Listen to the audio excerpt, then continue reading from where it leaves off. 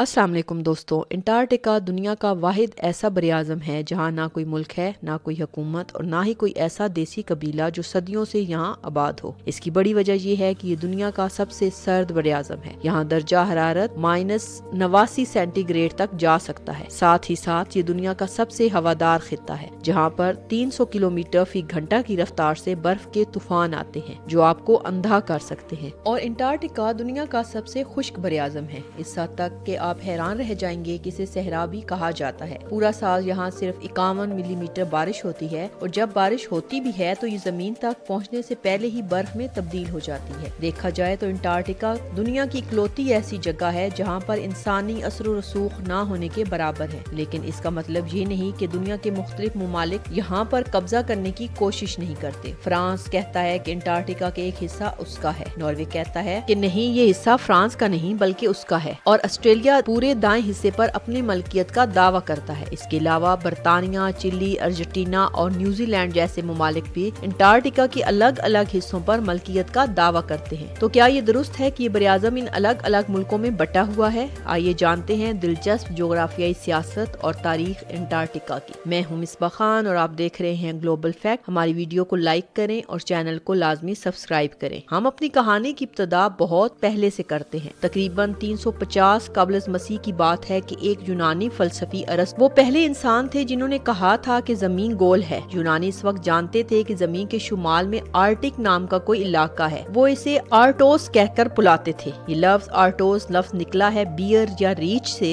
आसमान पर हमें 7 सितारों का झुरमट नजर आता है। इनमें एक ग्रेट बियर का झुरमट कहलाता है। इस झुरमट से मुतासर होकर उन्होंने आर्टिक रीजन का नाम आर्टोस रखा। अब क्योंकि ये जानते हैं कि जमीन गोल है और ये जानते थे कि अगर शुमाल में कुछ है तो जनूब में भी कुछ लाजमी होगा, तो उन्होंने सोचा कि जो कुछ भी जनूब में होगा उसे नाम देते हैं एंटार्टोस। इसका मतलब हुआ इस रीच का उल्ट, आर्टोस का उल्ट, और यहाँ से ये नाम निकल कर आता है दोस्तों एंटार्कटिक। पहली बार 1890 की दिहाई में इंसान ने अंटार्कटिका की जमीन पर कदम रखा, लेकिन इससे कई सौ साल पहले अंटार्कटिका नक्शों में नजर आना शुरू हो गया था। बहुत से मुहिमजू जब दुनिया को खोजने की मुहिम पर निकले तो वो जानते थे कि अगर वो दुनिया की जनूब की तरफ जाएंगे तो वहाँ कोई जमीन मौजूद है, लेकिन वो नहीं जानते थे कि इस जमीन पर है क्या और ये कितनी बड़ी है। इसकी वजह से जो फ्रांसीसी मुहिमजू थे उन्होंने 1530 में जमीन का जो नक्शा बनाया था, उन्होंने अंटार्कटिका को ड्राज लाजमी किया था। इस नक्शे में बाएं जानब नॉर्थ हेमस्फीयर दिखाया गया और दाएं तरफ साउदर्न हेमस्फीयर दिखाया गया। साउदर्न हेमस्फीयर के दरमियान बड़ी जमीन को उन्होंने नाम दिया टेरा ऑस्ट्रियल कॉन्टिनेंटा। इसका मतलब था नामालूम साउदर्न जमीन। तकरीबन 200 साल बाद 1773 में बरतानवी नेवी ऑफिसर जेम्स कुक वो पहले इंसान बन जाते हैं जो इस अंटार्कटिक सर्कल के जनूब में जाते हैं। ये अंटार्कटिक से तकरीबन 130 किलोमीटर दूर थे जब उन्होंने अपने बहरी जहाज को मोड़ा। हालांकि उन्होंने अंटार्कटिका को नहीं देखा था, लेकिन उन्होंने आइसबर्ग्स लाजमी देखे थे जिनमें चट्टानों के असरात नजर आते थे। जब उन्होंने इन पत्थरों को देखा तो ये नतीजा निकाला कि टेरा ऑस्ट्रिया वजूद रखता है। अंटार्कटिका के करीब जाना इतना ज्यादा खतरनाक था कि उन्होंने खुले अल्फाज में कहा, I can be bold enough to say no man will ever venture further than I have done and that the land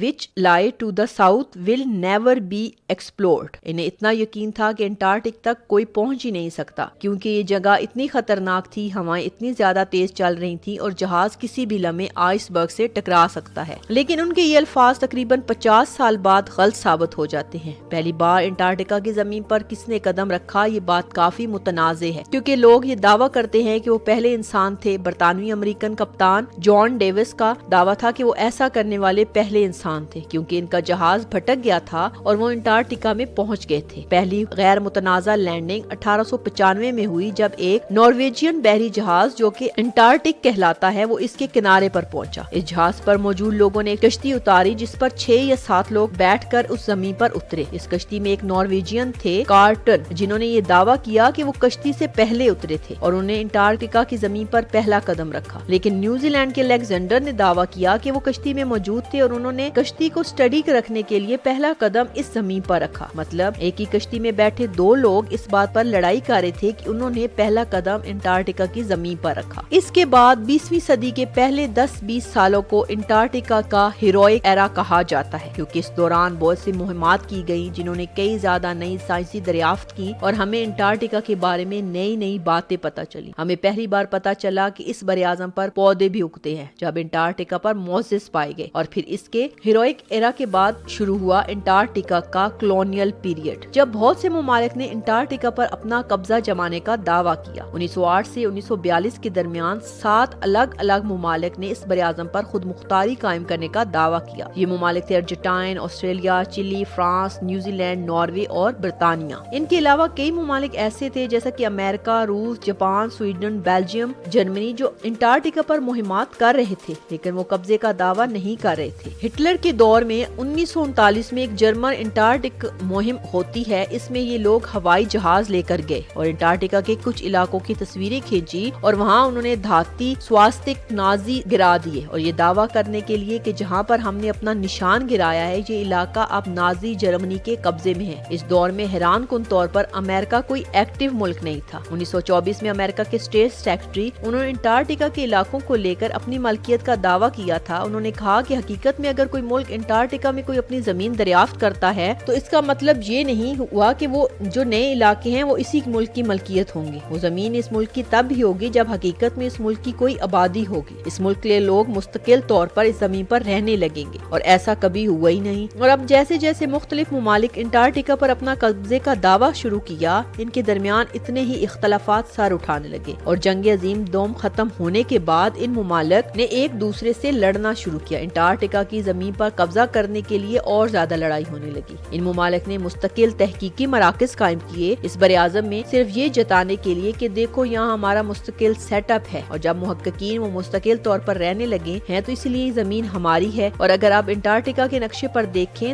تو کئی آئس لینڈ اس کے قریب موجود ہیں۔ 1947-48 میں آسٹریلیا نے اپنے اسٹیشنز یہاں پر قائم کیے۔ 1953 میں فرانس نے ان جزیروں پر اپنے سیٹ اپ قائم کیے، اور پھر اگلے سال 1954 میں آسٹریلیا انٹارکٹیکا کے مرکزی زمین پر پہنچ گیا۔ وہ اپنا موسن اسٹیشن قائم کرتا ہے، اور ویسے انٹارکٹیکا پر اتنی برف جمی ہوئی ہے کہ یہ بتانا مشکل ہے کہ کہاں پر صرف برف ہے اور کہاں برف کے نیچے زمین موجود ہے۔ یہ ریسرچ اسٹیشن قائم کرنا مختلف ملکوں کے سیاسی ہتھ گنڈے بن گئے ہیں۔ ایک وقت میں برطانیہ، چلی اور ارجنٹینا کے بیسز ایک دوسرے کے اتنے قریب تھے کہ یہ کہنا کہ سائنسی تحقیق کے لیے بنائے گئے تھے صاف صاف پتہ چل رہا تھا کہ ایسا نہیں ہے۔ یہ چیزیں صاف ظاہر ہیں کہ اسٹیشن صرف اور صرف انٹیلیجنس سرگرمیوں کے لیے قائم کیے گئے تھے۔ در حقیقت اپنے انہی 3 ملکوں کے اس براعظم پر جو ٹیریٹوریل دعوے تھے وہ آج بھی دوسرے کے متجاوز ہو رہے ہیں۔ اب ناروے، آسٹریلیا، فرانس اور نیوزی لینڈ جو انٹارکٹیکا کی زمین پر دعوے کیے ہیں وہ بڑا واضح ہے، وہ ایک دوسرے کے ساتھ کوئی اوور لیپ نہیں کر رہے، لیکن اگر براعظم کے نقشے کے بائیں جانب دیکھا جائے تو نظر آتا ہے کہ چلی، برطانیہ، ارجنٹینا جو دعویٰ کیا ہے وہ ایک دوسرے سے اوور لیپ ہو رہے ہیں۔ 1950 میں روسی حکومت ایک یادداشت جاری کرتی ہے کہ اگر کوئی ملک انٹارکٹیکا پر روسی اجازت کے بغیر ملکیت کا دعویٰ کرتا ہے اور اس کو لے کر کوئی فیصلہ کیا جائے گا تو روس کسی بھی دعوے کو نہیں مانے گا۔ اس وقت تک امریکہ روس میں سرد جنگ کی بھی شروعات ہو گئی تھی، اور لوگوں کو اب یہ ڈر لگنے لگا تھا کہ کہیں یہ دونوں ملک انٹارکٹیکا پر بھی اپنی جغرافیائی سیاست نہ کھیلنے لگے۔ یہ دونوں ملک ویسے ہی دنیا کے مختلف علاقوں میں ایک دوسرے کے ساتھ جنگ لڑے تھے، لیکن شکر ہے یہاں پر ایسا نہ ہوا۔ 1958 میں امریکی صدر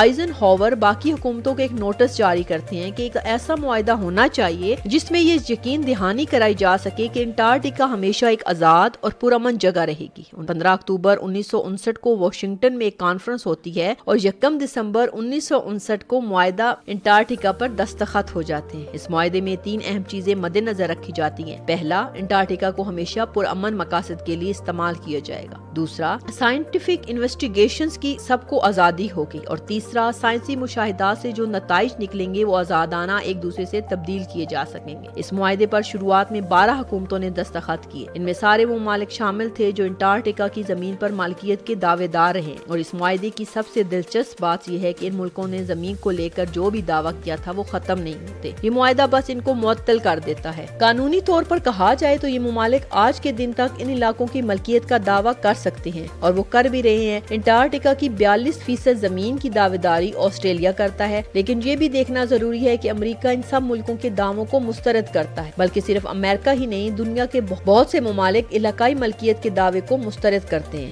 اتنا ہی نہیں، یہ جو 7 ممالک جو انٹارکٹیکا کے ملکیت کا دعویٰ کرتے ہیں یہ بھی ایک دوسرے کے دعووں کو نہیں مانتے ہیں۔ فرانس، آسٹریلیا، نیوزی لینڈ اور ناروے تو ایک دوسرے کی ملکیت کو مانتے ہیں، لیکن برطانیہ، چلی اور ارجنٹائن ایک دوسرے کے کلیمز کو مسترد کرتے ہیں۔ सकते हैं। लेकिन मुआहदे ने सब्ज क्लेम को आर्जी तौर पर मुअत्तल कर दिया है, लेकिन इसका मतलब ये भी है कि जब ये मुआहदा एक्सपायर हो जाएगा तब मिल्कियत की ये दावे अहम बन जाएंगे। यही वजह है कि ये 7 मुमालिक अंटार्कटिका की टेरिटरी को क्लेम करते हैं। ये मुआहदा 2048 में खत्म हो जाएगा, लेकिन इस मुआहदे की वजह से अंटार्कटिका में जोग्राफियाई सियासत का खात्मा हो और साइंसी तहकीक ज्यादा हुई। साइंसदानों को बड़ा फायदा हासिल हुआ। हर साल तकरीबन 4500 साइंसदान अंटार्कटिका में काम करने के लिए जाते हैं और मुख्तलिफ मुमालिक के साइंसदान मिलकर काम करते हैं। इसके बाद 1991 में एक माहौलियाती तहफ्फुज़ का मुआहदा भी साइन किया गया, जिसे मैड्रिड प्रोटोकॉल भी कहा जाता है, क्योंकि ये स्पेन के दारुल हुकूमत मैड्रिड में साइन किया गया था। इस मुआहदे की रूह से अंटार्कटिका में ड्रिलिंग और माइनिंग की सरगर्मियों को भी रोक दिया गया। ये कहा गया कि कोई भी मुल्क अंटार्कटिका में ड्रिलिंग और माइनिंग नहीं कर सकता। अंटार्कटिका की हिफाजत करनी है सबको मिलकर। ये करना बहुत जरूरी था, क्योंकि बहुत से मुमालिक तेल के लिए पागल हैं। तेल ढूंढने के नाम पर कई जगहों को तबाह किया जा चुका है और 1992 की एक तहकीक के मुताबिक अंटार्कटिका के नीचे 19 बिलियन बैरल तेल है जिसे निकाला जा सकता है। रूस